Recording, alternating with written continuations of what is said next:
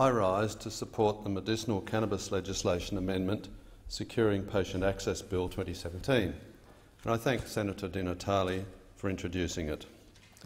The bill will allow medicinal cannabis to be imported for terminally ill patients through an arrangement called Special Access Category A, if it can be imported under other arrangements, such as for general patients under the Category B route. This would remove all doubt that importers of medicinal cannabis can import medicinal cannabis for the terminally ill under Category A and not just Category B patients. The bill also allows the government to authorise the manufacture of medicinal cannabis in Australia for terminally ill Category A patients. This makes it clear that there's nothing in the law stopping the terminally ill from accessing domestically manufactured medicinal cannabis under the existing Category A arrangements.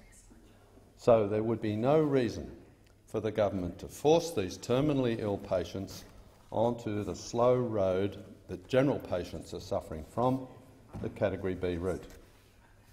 The government loves generic arrangements like the Category B arrangement. Its plan is for all patients to get access to medicinal cannabis in this way in a timely and low-stress manner. But the terminally ill patients of Australia don't live in the plans of the government. They live in reality, a reality where the government's generic arrangements for access to medicinal cannabis are murderously slow. I've said it before and I'll say it again. The government and its health department officials have blood on their hands. Through their lack of urgency, their comfort in slow bureaucratic processes that might eventually lead to access, after the working groups have met and written their reports, and their unwillingness to change course once it became clear that these processes weren't working, they are responsible for terrible, unnecessary suffering and very likely a number of premature deaths. The Liberal Democrats saw this coming.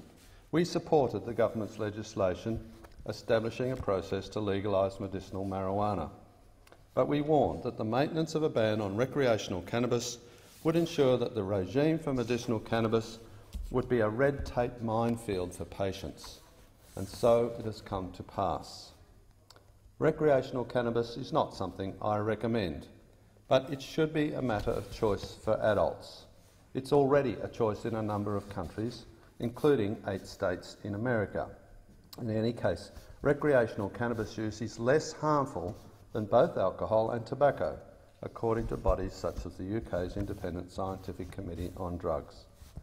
The Liberal Democrats are the only party in this parliament that supports legalising the supply, distribution, possession and use of cannabis, whether for medicinal or recreational purposes.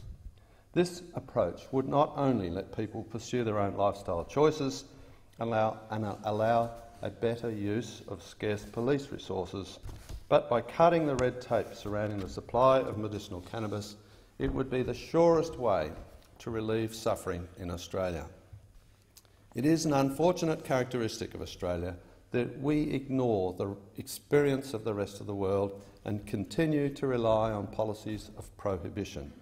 Cannabis, e-cigarettes and online gambling are 3 current examples.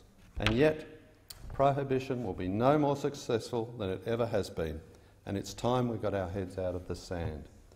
I commend this bill as a means to relieve suffering, but I commend even more the Liberal Democrats' policy of legalising cannabis regardless of its use.